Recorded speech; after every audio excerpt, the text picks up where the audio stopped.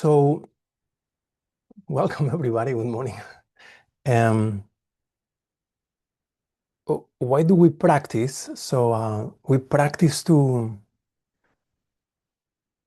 support our physical body, to support the natural, functioning of the organs through easing tension, physical tension, and through improving the flow of energy, the flow of electricity through the nervous system.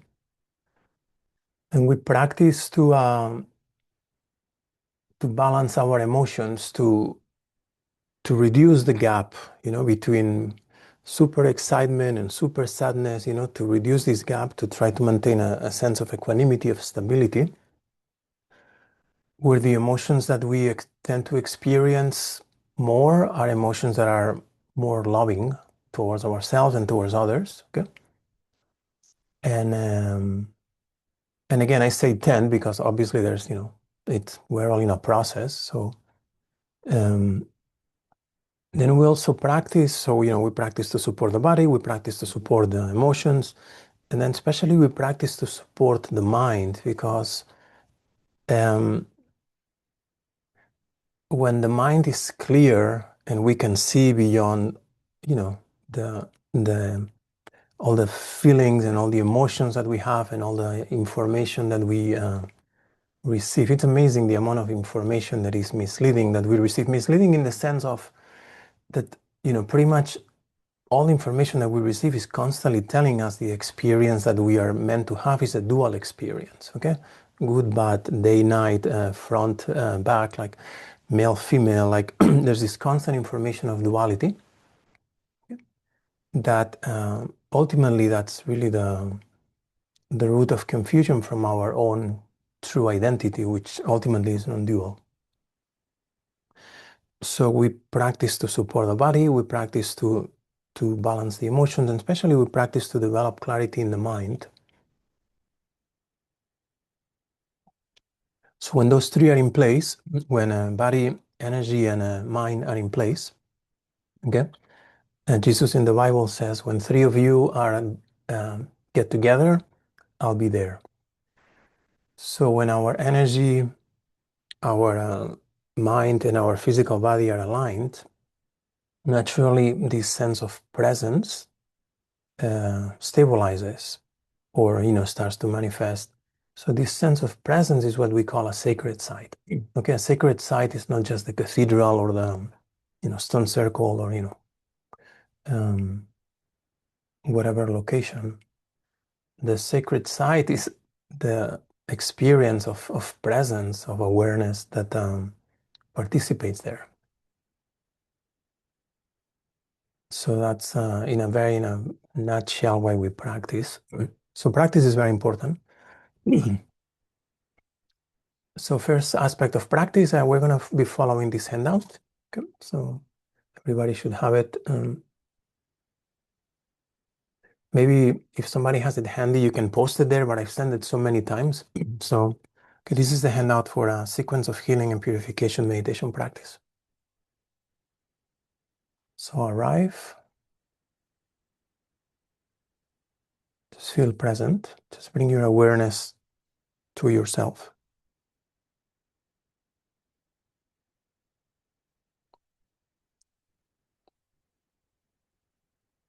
And then just naturally soften. Obviously, the first softening, the easiest softening is just the physical softening, no?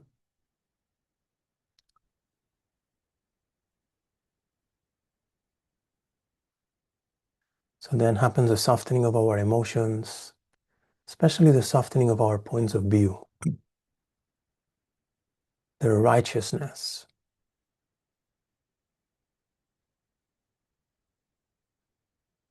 It's kind of hilarious that there's so many types of righteousness. Everybody's kind of entitled to their righteousness.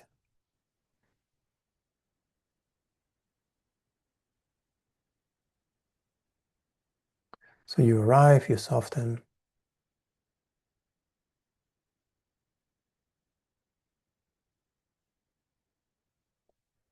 The Tao Te Ching says, weaken your ambitions.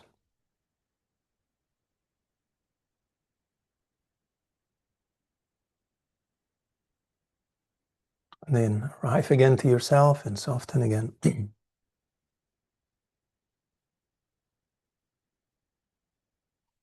So this is arriving and softening is like this you can do this throughout the day. As you know, nobody will notice anything. It's also very important, as somebody was telling me that the dream practice, I talked to several people the last couple of weeks, and the dream practice is already starting to activate in quite a few of you. So one of the things that happens, sometimes you'll be in a dream, you'll wake up in a dream, you realize it's a dream, but from the excitement, you just lose it. So this is the same thing. You wake up in a dream, that's the moment of arriving. And then the next thing is just soften. It's not a big deal, just soften. Weaken your ambitions.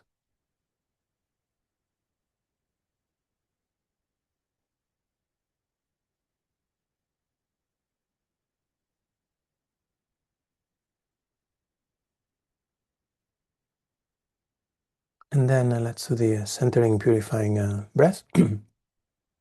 So I know everybody knows how to do it, so just at your own pace. The hand that you're using should be very soft. The other hand, just hold like the index and the thumb and just rest it on your thigh.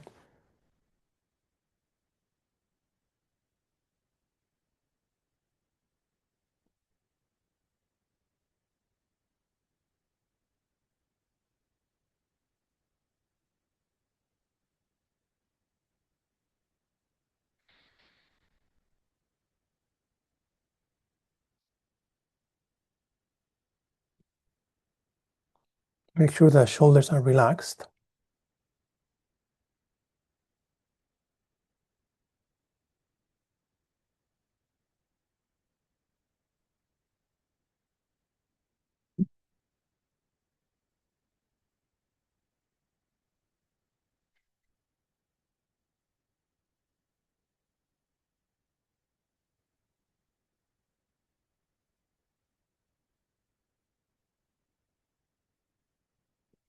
Make sure you're excuse me, you're sitting with your back straight.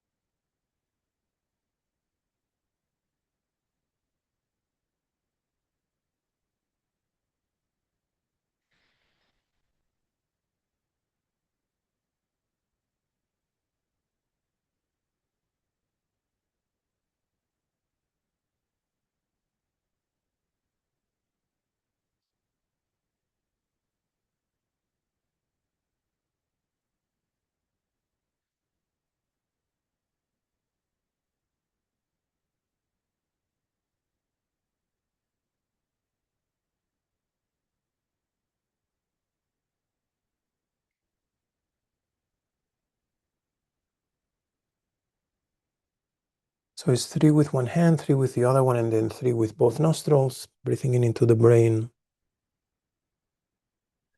down below the navel, the channels join, flame manifests or strengthens. And then as you breathe out, just the air just purifies the central channel, activates the center on the crown, and just continues up to whatever your hands are reaching. We call that point, and the point Dadwa Shanta, the 12th finger above the head. And there's a beautiful flower there. There's a sun above. And then your smile, your breath pierces there.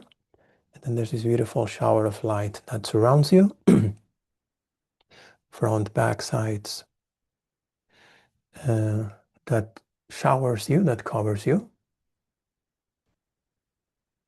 And then that fills the body from toes, legs, abdomen, chest, arms.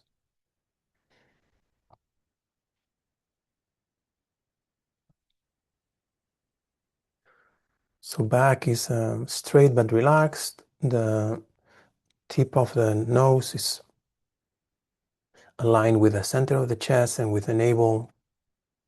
The chin slightly in, just very slightly in. The tongue is touching the upper palate.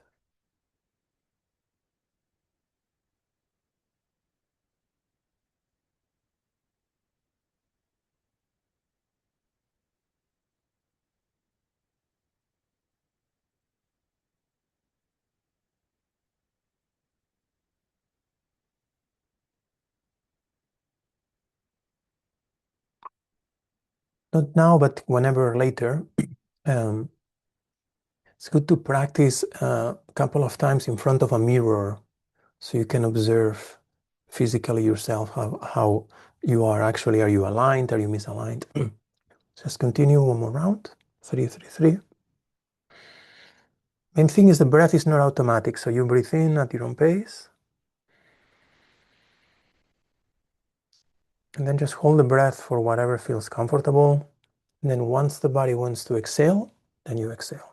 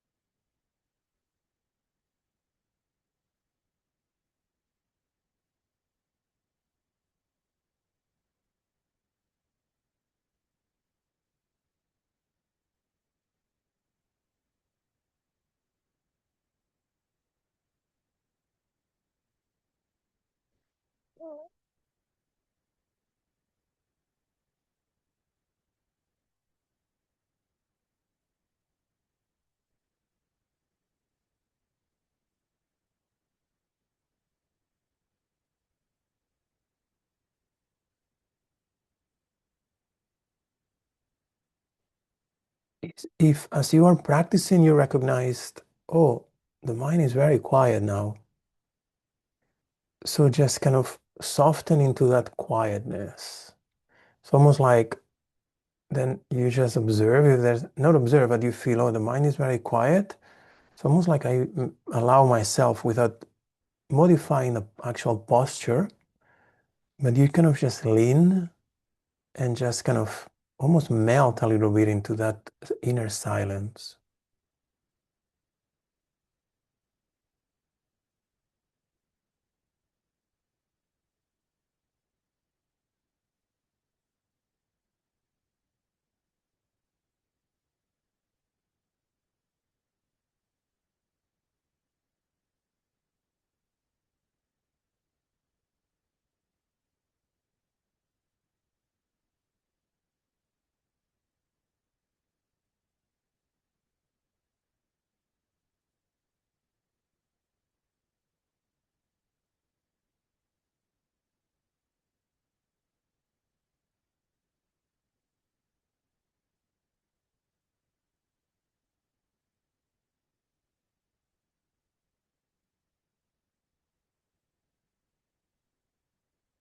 So the result of, we're just going to do these two sets of 9. We're going to move to the next step now. The result of the alternating nostril breathing, like ideally when you're doing by yourself, if you have time, it's very good to do 3, so you do 27 breaths. What usually should happen and should be kind of consistent after you do alternating the centering breath, you just feel more present and the mind just feels more clear.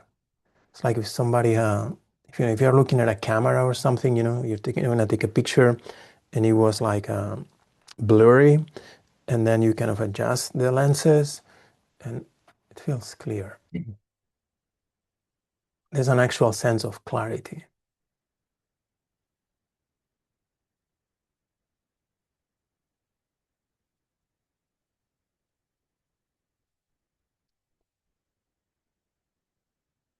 So with that presence and that clarity, naturally you feel devotion or the lineage or the teachers, whomever they are, your teachers, okay, your highest teacher. So you go for refuge. To the sublime teachers, actually, sorry. So before you read the prayers, so when we create this lotus flower or this flower with the sun above the head, so ideally you visualize your teacher. That's part of what we call creating the refuge tree. So then the teacher or the teachers, your highest teachers are in front of you, and now you are, talking to them or expressing this to them. Okay? So you are invoking the blessings of your lineage. To the sublime teachers, who have realized full awakening and unconditional love. So the teachings to realize full awakening and unconditional love. And to those ahead of me on the path to realize full awakening and unconditional love, I go for refuge until I reach full awakening.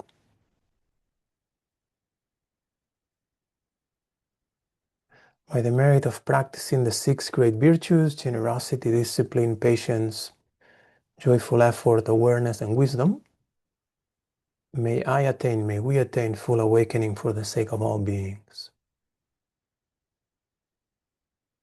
So your sublime teacher is there surrounded by all the lineage, teachers, great practitioners, angels, saints, whatever your tradition is, the highest of the highest is there. Okay, Jesus, Mother Mary, God in any form you want.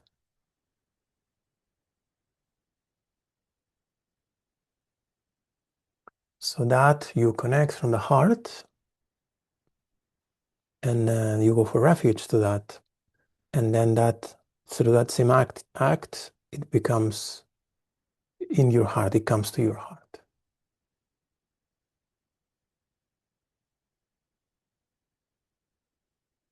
So now this connects you to the flow of the lineage, to the flow of the tradition.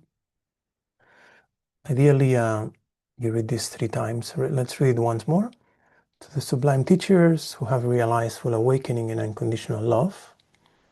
To the teachings to realize full awakening and unconditional love. And to those ahead of me on the path to realize full awakening and unconditional love. Or just the group in general, no? All the practitioners that are together. I go for refuge until enlightenment, until I reach full awakening.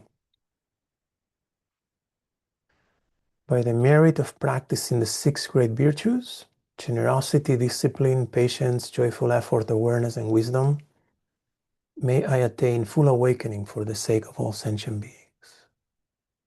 This is extremely important. Often over the years, people have, there's conversations, how can I get closer to Jesus? How can I get closer to God? How to find, very simple. If you put in place the qualities of the deity, the qualities of the teacher, you are inseparable from the teacher. If you're practicing generosity, if you're having, discipline, especially if you're practicing patience, if you're practicing awareness, you become the deity. You become the sacred side. This is extremely precious teaching.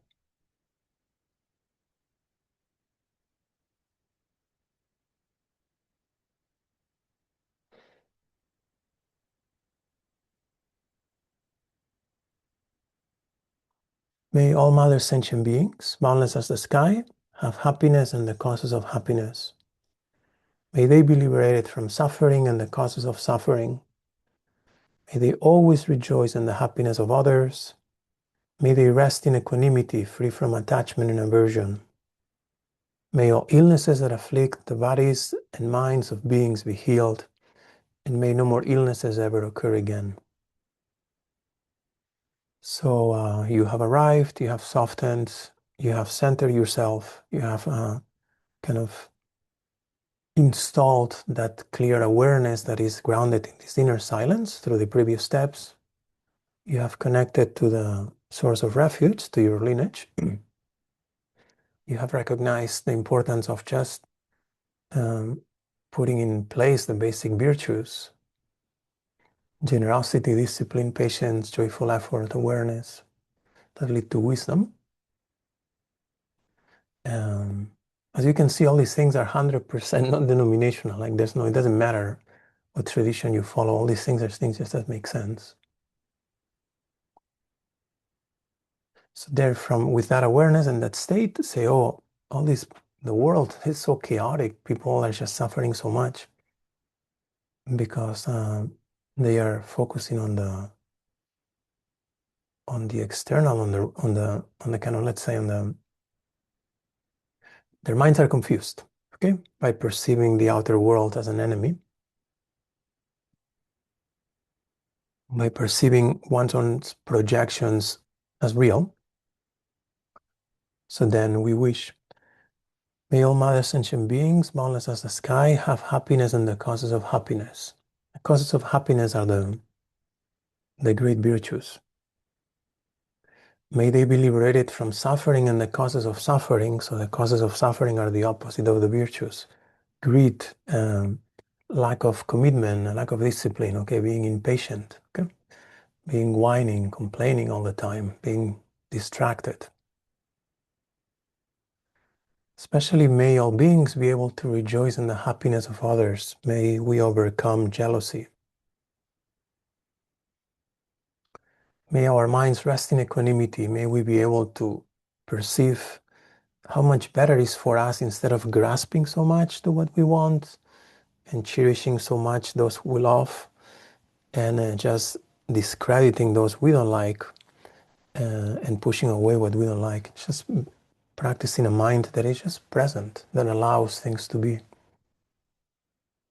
and it can be observant, and it can still be engaged, but with equanimity. I mean, it should still be engaged with equanimity. And may all illnesses that affect the bodies and minds of beings, especially the illness of I, me, mine, be healed. All Mother Sentient beings, limitless space, especially those enemies who hate me, obstructors who harm me, those who create obstacles on my path to liberation and all-knowingness. May they experience happiness, be free from suffering, and swiftly may I establish them in the state of unsurpassed, perfect, complete, and precious awakening.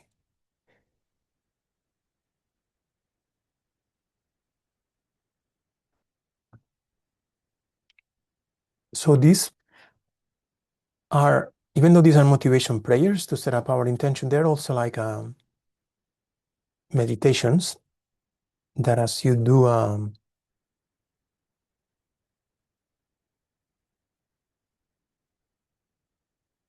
sorry, my papers are out of order.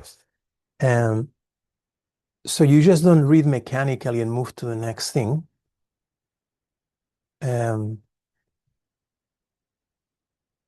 What you're doing is you are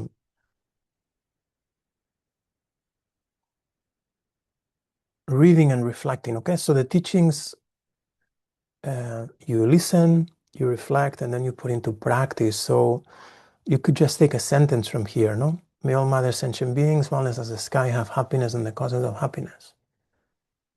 And you just rest there and imagine, yourself, your organs, your family, your friends, your neighbors. Okay, little by little,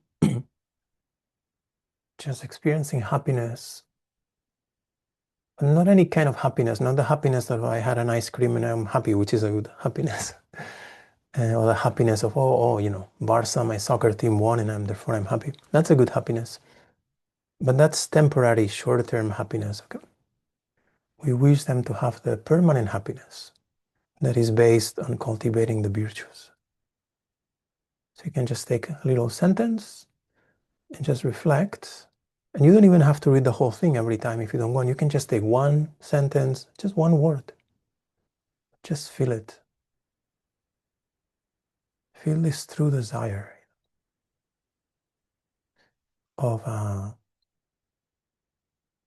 establishing a sacred space that is your mind, that is your being, that is the space where you're sitting, that is harmonious. Of course, I mean, you're going to have preferences, and, I mean, you should have preferences, and you should look at the news and you should think, okay, I agree with this and I don't agree with this. I mean, that's how it should be. But from there to constantly harbor, I think you say, to experience this sense of, distrust, of this hate, eventually, um,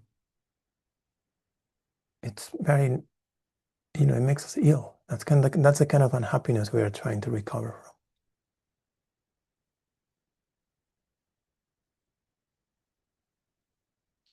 All mother sentient beings limitless space, especially those enemies who hate me, obstructors who harm me, and those who create obstacles on my path to liberation and unknowingness. May they experience happiness, be free from suffering. Swiftly may I establish them in the state of unsurpassed, perfect, complete, and precious Buddha.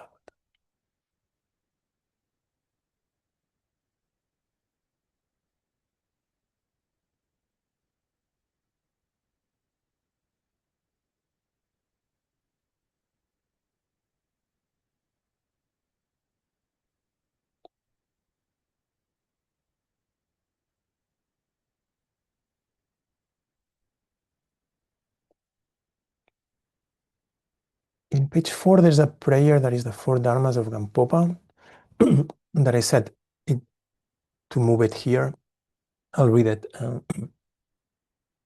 So again, you have your teacher and your teachers there, your lineage, and the prayer. This is a very extremely profound prayer that encompasses the whole path. Great glorious teacher, grant your blessings so that my mind and the mind of all sentient beings, without exception, turns to the teachings of awakening and unconditional love. Grant your blessings so that those teachings lead us to the path. Grant your blessings so that the path clears away confusion. Grant your blessings that confusion may transform into wisdom.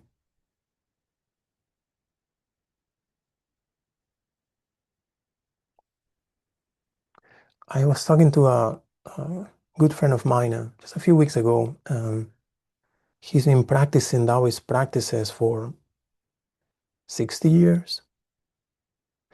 And the Taoist practices mostly focus on energetic energy work, the elements and the organs. It's fantastic. It's a great part of what we do. But for the last few years, we've been following a same Buddhist teacher.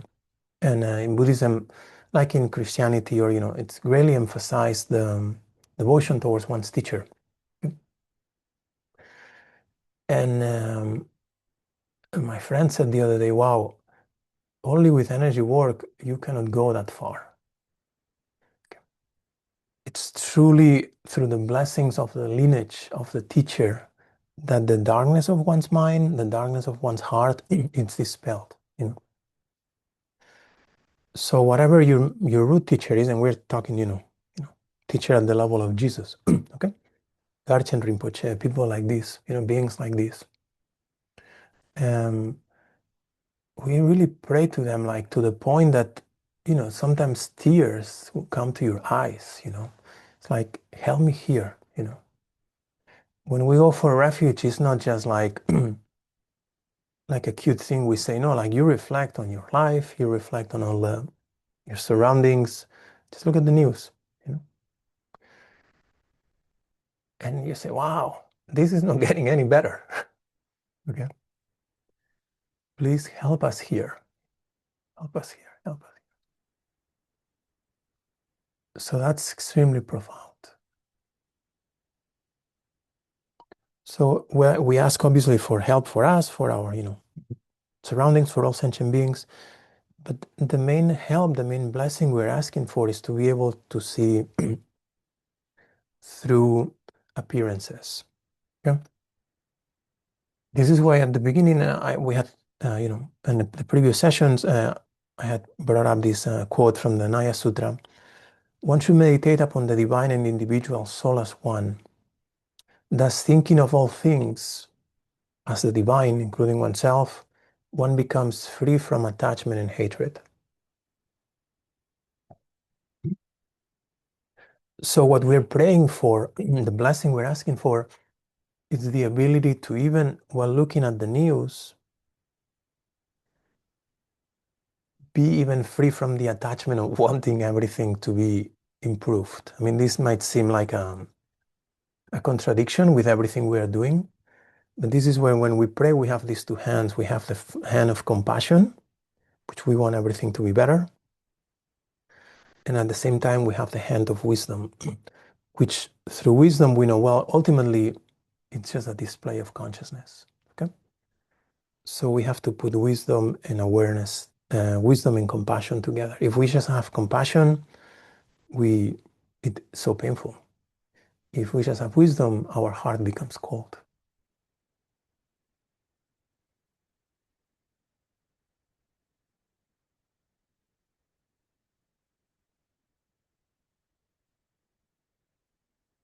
So we arrive, we soften, we awaken the potential of our central channel with the alternating nostril breathing.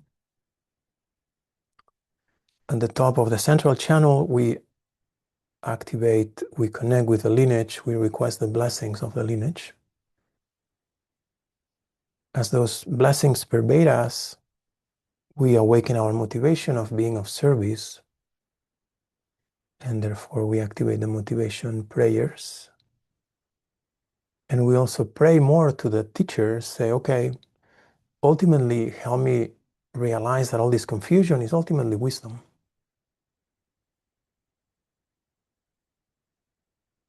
And then we keep refining. Okay, so 5-element mantra.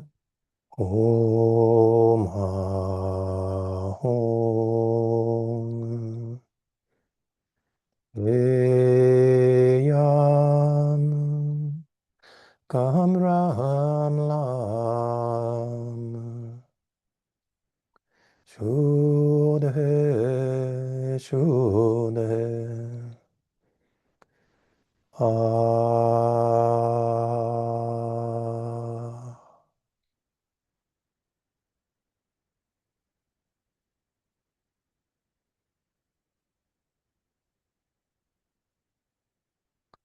And the 5-element mantra, it brings our experience to a state which is prior to intellect, prior to mental discourse, prior to interpretation. Leaves us at the shore of just what we call the natural state.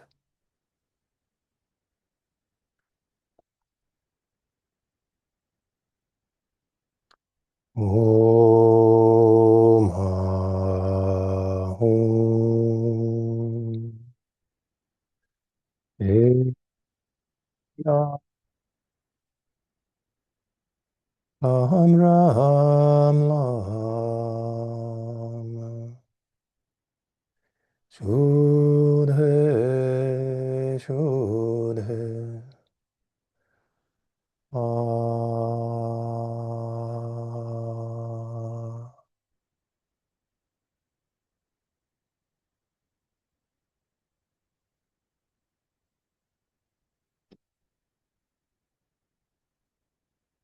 The Buddhas of the past attained awakening just as those of the future through following the path of continuous presence without distraction, the path of awareness, of undistracted presence.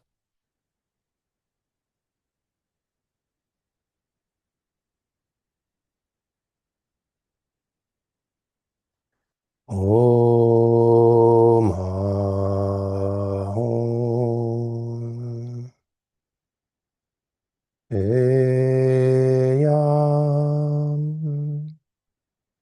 Kaham Ram Lam Shuddhe Shuddhe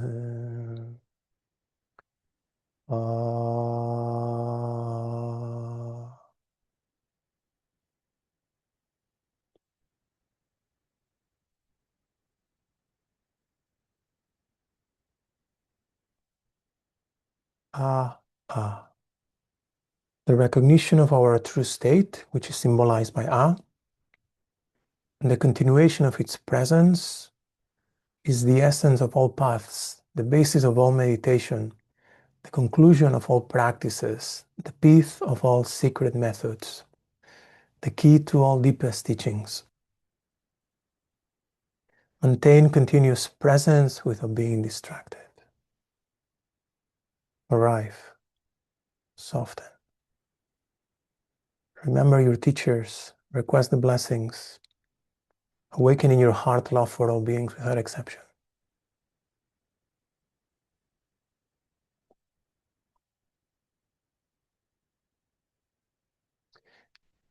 If you wake up on a dream, if you know the 5-element mantra by heart, just chant the mantra there. And first, it might be easier for, when you're out in nature, whatever, if you are, sitting on your porch or on the lake, or, you're out in the woods or something, just chant the 5-element mantra and just observe what happens with the surroundings. And then if you can, do that in a dream. You wake up in a dream and you say, oh, this is a dream. And then you just chant the mantra. And if you don't know the whole mantra, you can just chant either Om Ahum or just Ah. Ah.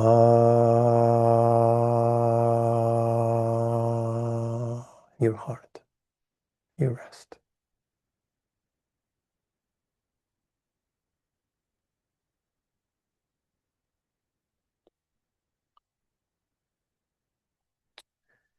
So we're in point 6 of the sequence.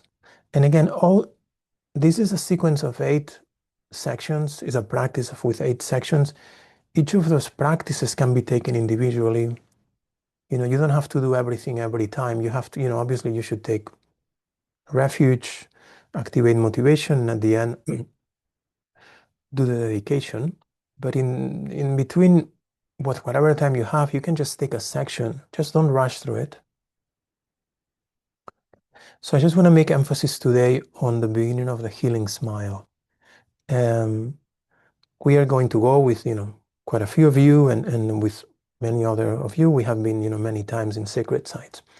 So a sacred site, the summary of it is basically a place where heaven and earth and heaven, are integrated in a way that is very intermingled, very strong. Okay? So when we go there, because of the nature of the site, because of the nature of the structure, because of there was a great saint who practiced there, okay? Or because nature is still very pristine there. When we go there, immediately that aligns us, okay? Aligns our body, our energy, and our mind. Okay? So a way in which the teachers, our teachers have explained us how to create a sacred site wherever we go is by from the heart, so cultivating love in the heart, and then smiling into the earth. Okay? So the earth represents many things, and one of them is the aspect of stability. It's what gives us grounding. Okay? And then the heaven represents the aspect of expansion. Okay? If you only have stability, you can become pretty stiff, very rigid. Okay?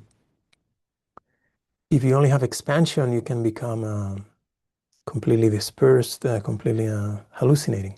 Okay? So we need these two things together. So we connect them through our heart. So we are smiling into the earth. And of course, you're in your chair, wherever you are, but just feel the smile. It's from the heart, goes on the legs, it just goes into the earth. And imagine it just goes into the heart of the earth.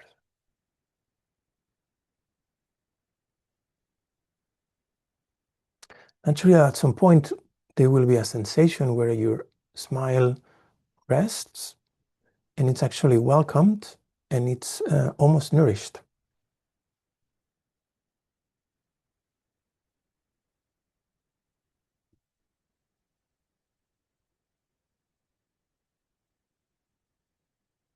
And then because you're smiling, you're like, it's a sense of, it's basically natural law of action reaction. So you're smiling into the earth.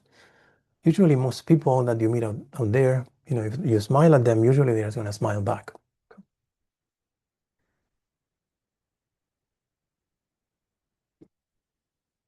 Or if you present usually an act of kindness, people are going to be gentler. Okay. So you're smiling into the earth,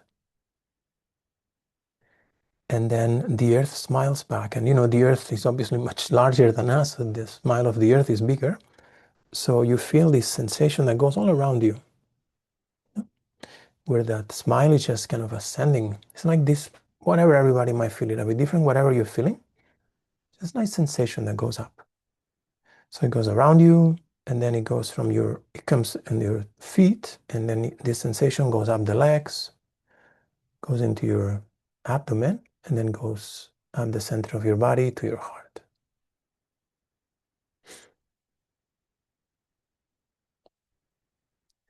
And then you just smile from your heart again, you're happy, and you just continue, like you follow that smile, you go together with that smile from the earth through the center of your body to your crown. I know we've done this many times, but I just wanted to take the time to emphasize the importance of this, because we talk about sacred sites and we read all these books about the pyramids in Egypt or whatever, people, Stonehenge and whatever. But this is the basic principle of this. Like, you can build a pyramid if you have room in your backyard or a big stupa or whatever. You can do this, and eventually it's going to be the same. Because the individual and the divine are one, and all the Buddhas attain full awakening through the path of undistracted awareness. So you're smiling into the earth. What we're doing is drills. My kids, play sports, like, some of your kids. And, so much of what happens is just drills, like all the time, drills. Why? Because it's through repetition that these things become, ingrained. Yeah. So you're smiling into the earth. And then at some point there's a sensation, or if not, you can just make it up at the beginning. It's okay. And it goes around you, through you. And then the smile of the earth, as it goes up through your central channel, starts purifying the channels, it starts activating the chakras, starts piercing what we call the granthis. So if you practice yoga, it starts piercing the knots. Okay. So it's just going through the knots, piercing, opening up potential, opening up flow. This is also what we're doing with alternating nostril breathing, where we're just allowing the breath going up through the center, activating the knots, piercing the knots. And then your smile goes out your crown and to the lotus above the head, to the sun above the head, to the heart of the teacher above your head. So if you have visualized Jesus there, or the Buddha, or Garchen Rinpoche, or whomever, okay. And if you're just visualizing a sun, it's okay to just go to the center, to the heart of that, and they are so happy. You see an old friend, and oh my God, this is just so good. And naturally, they are joyful. So the joy becomes this beautiful light that goes again around you, all around you,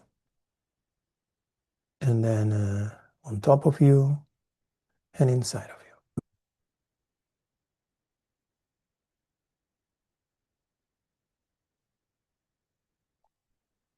Now, this is not just any smile. This is the smile of heaven encountering the smile of earth. Like, if you wanted to get passionate and romantic, don't go crazy, okay? You can imagine is the smile of these two lovers, these two, super close people, beings, actually mingling. Okay.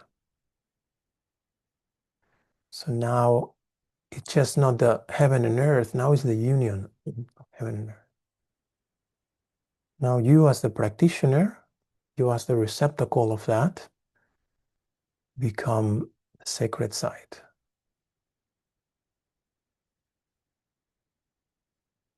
You become the temple. Where words become prayers. Not heavy prayers, just mantra becomes empowered.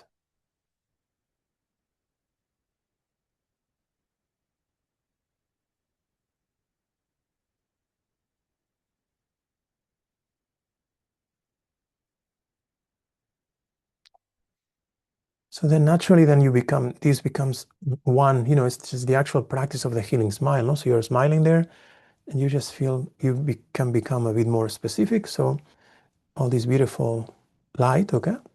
The light that is shining from above, it's gonna come in 3 layers. And it's good to do things, at least, it works for me to do things very specifically, very structured. So first the light comes around you and just imagine the whole area in front of you, and then to your right, and then behind, and then to your side, left, the spaces between the legs, between the arms. There's just this healing nectar that is kind of coming down and encountering the energy that comes from the earth.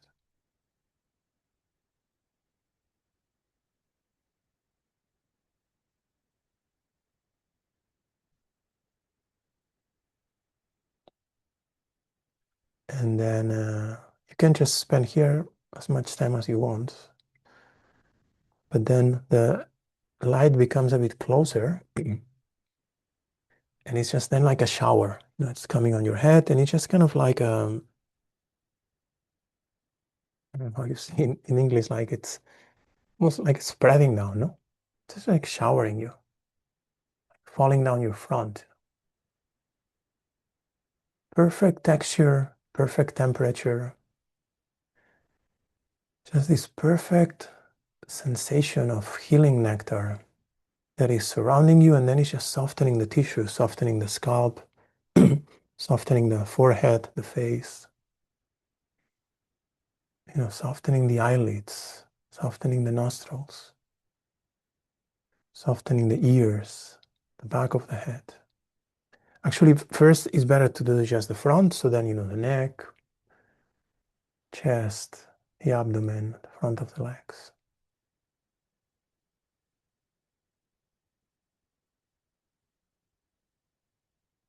Into the toes.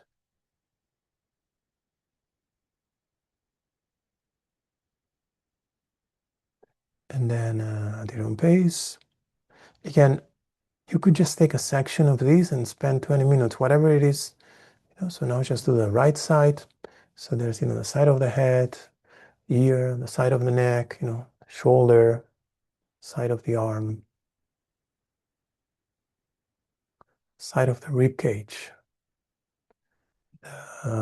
side of the glutes, side of the thigh, the IT band, all the way down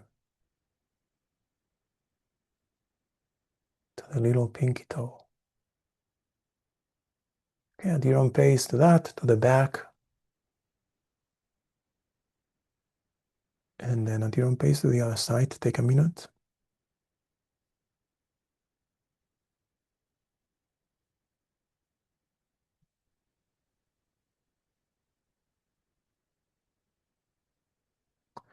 And there's a gentle alternation that happens in your awareness between experiencing that healing nectar, like softening the body as it goes down, with the state of presence and just noticing how the mind continues to soften, how silence becomes more pronounced, more clear.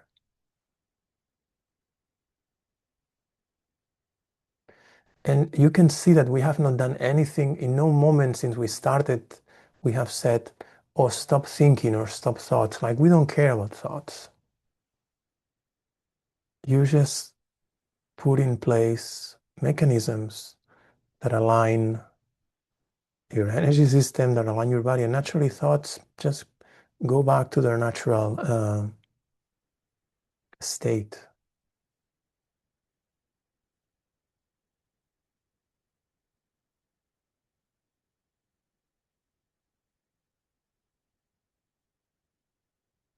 So the body is surrounded by light, is covered by light.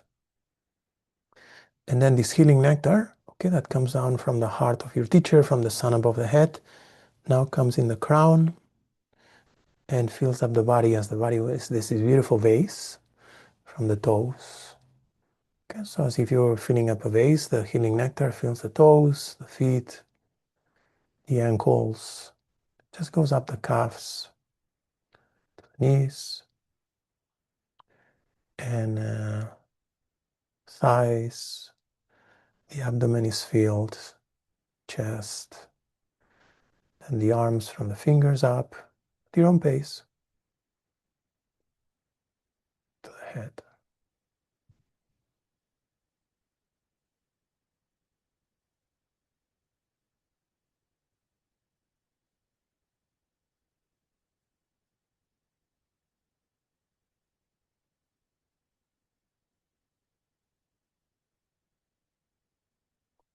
So the body is filled with light, and naturally this healing nectar is just also kind of radiating out of your pores.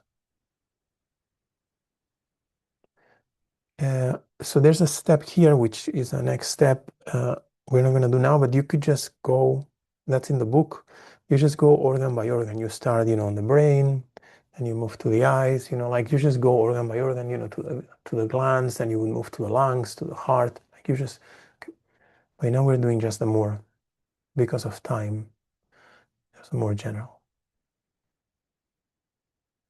But if you have any organ or any body part that needs attention, you can just bring the smile there.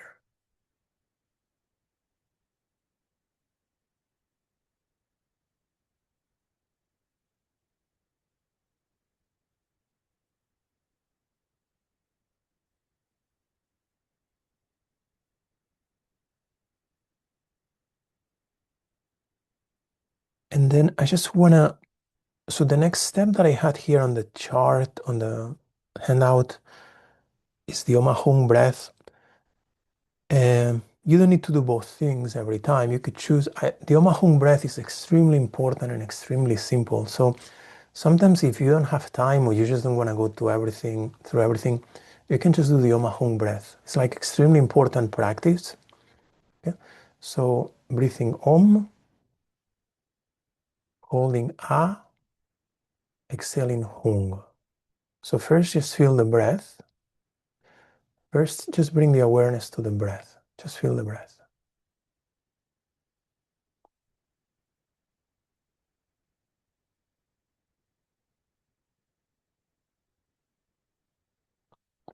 There's a natural sound to the breath. And again, I know it seems that we have done this many times.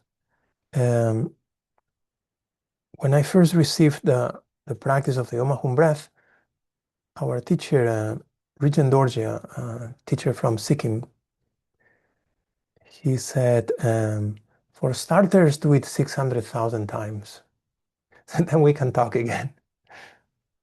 Okay. So until we've done it 600,000 times, for starters, don't think you have done too many. Doesn't matter, you don't have to count. Just first feel the sound of the breath, and then on the sound of the breath, you just start hearing Om. Internally, you hold A below the navel in that flame, in the center of the flame, and you exhale Hum.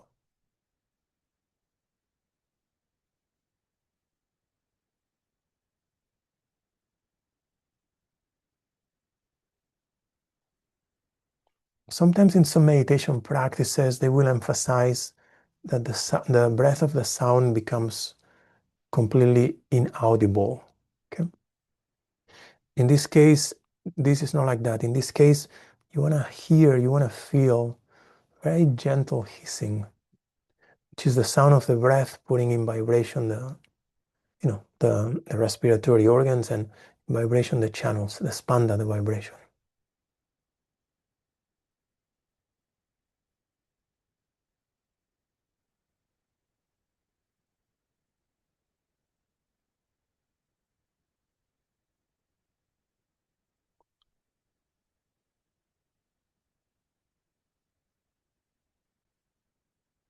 Omahung gradually removes these veils of ignorance that prevent us from really perceiving the unitary nature, the cohesive nature of all existence. Somebody who has realized Omahung to its fullest degree cannot harm others.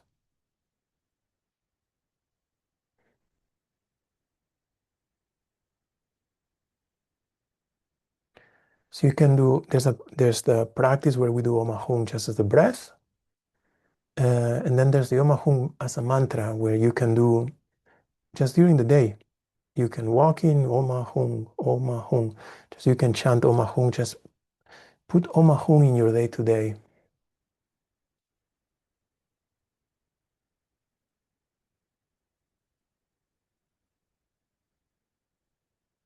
Before your prayers, before you do the rosary, if you do a few Omahung, you'll notice your prayers are much more clear. Before you have a meeting, while you're making love, whatever it is, while you're cooking, Omahung, awakening or activating the awakened body, the awakened speech, the awakened mind.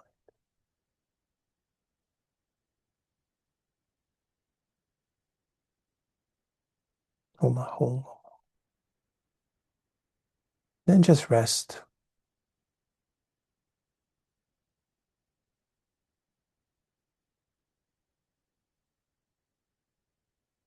Undistracted awareness.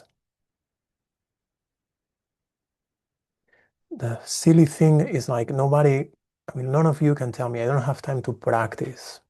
You can tell me I don't have time or I cannot find the time to sit outside of my activities and go through the handout. Okay, there's some days are busier than others. But that you don't have time to practice is not possible because you are doing things.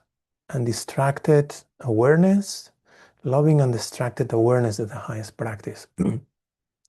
Chant the Om Ahum mantra. Chant any mantra you want.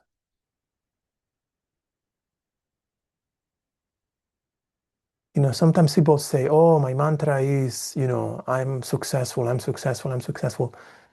From our point of view, that's great if that helps you, but that's not a mantra by, this kind of, that's more like an affirmation. So mantra is more like something that really aligns your energy system with the lineage, with the blessings of the deity. And, all these affirmations are very good. So, if that helps you, by all means, continue. But from mantra, what we expect eventually is to enter into a state that is non-discursive, that is not thought-based.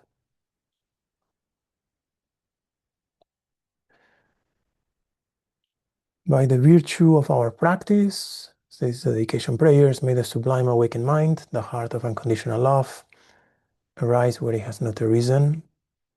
Where it has arisen, may it never decline, but continue to grow forevermore. Whatever true joy and happiness there is, all comes from a mind that seeks the benefit of others. Therefore, may all mother sentient beings, limitless as space, have a mind of loving kindness. May self-grasping ignorance, the cause of all intolerable suffering, that mother sentient beings, limitless as space, must endure in the six realms,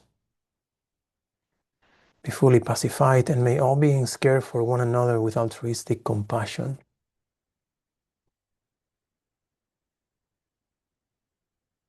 By the merit of having practiced healing meditation for the benefit of myself and all other beings, may all beings without exception be well and happy. May there be peace in all lands, prosperity in all households, and joy in all hearts across all time and space. And may all the motivation prayers made for the well-being of beings come to fruition. May there be peace in all lands. Imagine just a world in peace. Feel that peace. and ask the blessings, because where in my life, even though I want peace, where in my life I'm actually engaging in war with myself, with my spouse, with my children, with my coworkers. War is war. I mean, of course, there's, having a war with your spouse versus, uh, the war in the Ukraine, of course, and, the scope is largely different. But the essence is pretty similar. It's just ego trying to uh, impose over another ego. How deceitful and how silly to wake up from this dream of separateness and realize how much suffering has gone into this for nothing. So we just come from the other side, which is all this confusion is wisdom, and we experience this happiness in our heart, this gratitude to our teachers, and this profound desire of humanity being able to find harmony. Conflict and challenge are expected and necessary for growth, but the resolution of it should not be through violence. It should be through understanding, through communication.